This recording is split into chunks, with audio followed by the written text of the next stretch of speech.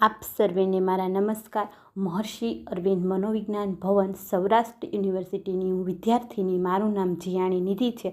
આજે હું તમને student anger issue and treatment, જેને ગુજરાતીમાં વિદ્યાર્થીઓમાં ગુસ્સાની સમસ્યા અને ઉપચાર કઈ રીતે કરી શકાય તે હું જણાવીશ. તો જોઈએ પ્રસ્તાવના. વિદ્યાર્થીઓમાં ગુસ્સાની સમસ્યા એક ગંભીર મુદ્દો છે જે તેમના શૈક્ષણિક પ્રદર્શન અને માનસિક સ્વાસ્થ્ય પર નકારાત્મક અસર કરી શકે છે.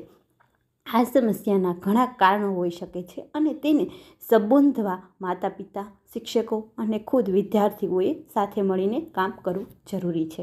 તો આપણે જોઈએ કે વિદ્યાર્થીઓમાં ગુસ્સાની સમસ્યા એટલે શું. ગુસ્સો એક સામાન્ય માનવીય લાગણી છે જે નિરાશા, તણાવ, અન્યાય અથવા ડર જેવી પરિસ્થિતિઓમાં ઉદ્ભવે છે. વિદ્યાર્થીઓમાં ગુસ્સો ઘણીવાર શૈક્ષણિક દબાણ, સામાજિક સંબંધો, પરિવારની અપેક્ષા અથવા વ્યક્તિગત સમસ્યાને કારણે થઈ શકે છે. જો ગુસ્સાનું સંચાલન ન કરવામાં આવે તો વિદ્યાર્થીઓમાં માનસિક સ્વાસ્થ્ય, અભ્યાસ અને સંબંધો પર નકારાત્મક અસર કરી શકે છે. તો હવે આપણે જોઈએ વિદ્યાર્થીઓમાં મુખ્યત્વે 3 પ્રકારો જોવા મળે છે. તો પહેલું, આક્રમક ગુસ્સો. આ પ્રકારનો ગુસ્સો સૌથી સ્પષ્ટ તરત દેખાય છે. આમાં વિદ્યાર્થીઓ શારીરિક અથવા મૌખિક રીતે વ્યક્ત કરે છે. તો શારીરિક આક્રમકતા જોઈએ. આમાં વિદ્યાર્થીઓ મારપીટ કરે છે, વસ્તુ ફેંકી દે છે કે તોડી નાખે છે. ઉદાહરણ તરીકે, કોઈ બીજા વિદ્યાર્થીને ધક્કો મારવો અથવા વર્ગમાં ચોપડી ફાડી નાખવી વગેરે. બીજો જોઈએ મૌખિક આક્રમકતા. આમાં વિદ્યાર્થીઓ જોરથી બૂમો પાડે છે, અપશબ્દ બોલે છે કે બીજાને ધમકી આપે છે. ઘણીવાર તેઓ ચીડિયાપણું પણ વ્યક્ત કરે છે અને નાની વાતમાં ઝઘડો શરૂ કરે છે. તો આપણે બીજો પ્રકાર જોઈએ તો નિષ્ક્રિય આક્રમક ગુસ્સો.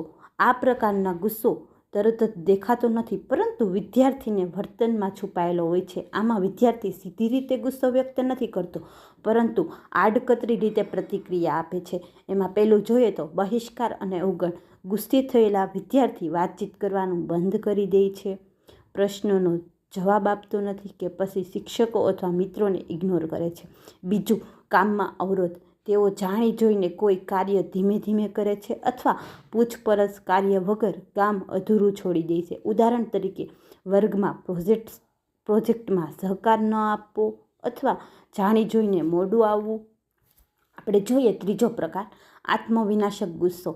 આ ગુસ્સો સૌથી ખતરનાક માનવામાં આવે છે કારણ કે વિદ્યાર્થીઓ આત્મસન્માન અને માનસિક સ્વાસ્થ્યને નુકસાન પહોંચાડી શકે છે. એમાં ગુસ્સો બહાર વ્યક્ત થવાને બદલે પોતાની જાત ઉપર કાઢે છે. આત્મનુકસાન ગુસ્સો.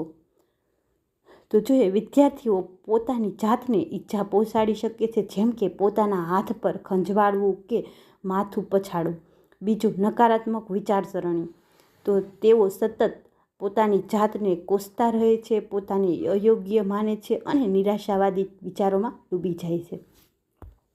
આ પ્રકારનો ગુસ્સો પાછળ ઘણી ડિપ્રેશન, ઓછો આત્મવિશ્વાસ કે ચિંતા જેવી માનસિક સમસ્યાઓને કારણે ભૂત હોઈ શકે છે. તો હવે આપણે જોઈએ વિદ્યાર્થીઓમાં ગુસ્સાની સમસ્યાના 3 લક્ષણો છે.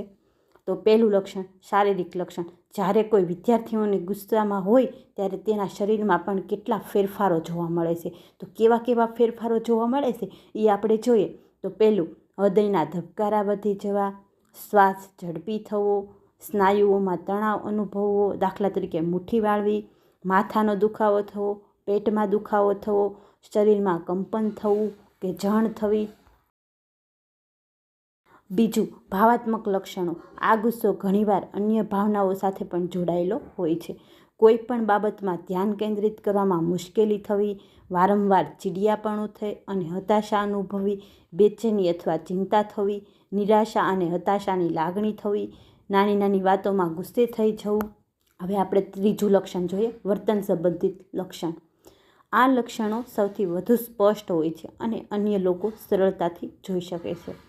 પહેલું, હિંસક વર્તન, નકારાત્મક, એકલતા, શૈક્ષણિક પ્રદર્શનમાં ઘટાડો, અન્ય પર દોષારોપણ, આત્મહત્યાના વિચારો. હવે આપણે વિદ્યાર્થીઓની ગુસ્સાની સમસ્યાના કારણો જોઈએ. પરીક્ષાનું દબાણ અને નિષ્ફળતાનો ભય, ઘરનું વાતાવરણ, સામાજિક પરિબળ, શારીરિક કારણો, શાળામાં સમસ્યા, ખોટી શીખ અને માનસિક સ્વાસ્થ્યની સમસ્યા. હવે આપણે જોઈએ વિદ્યાર્થીઓમાં ગુસ્સાની સમસ્યાનો ઉપચાર અને ઉપાયો કઈ રીતે કરી શકાય. તો પહેલું જોઈએ સ્વજાગૃતિ અને ઓળખ. વિદ્યાર્થીઓને તેમની લાગણીઓને ઓળખવા અને નામ આપવા પ્રોત્સાહિત કરો. બીજું, ગુસ્સો ક્યારે વધી રહ્યો છે તે સમજવામાં મદદ કરો.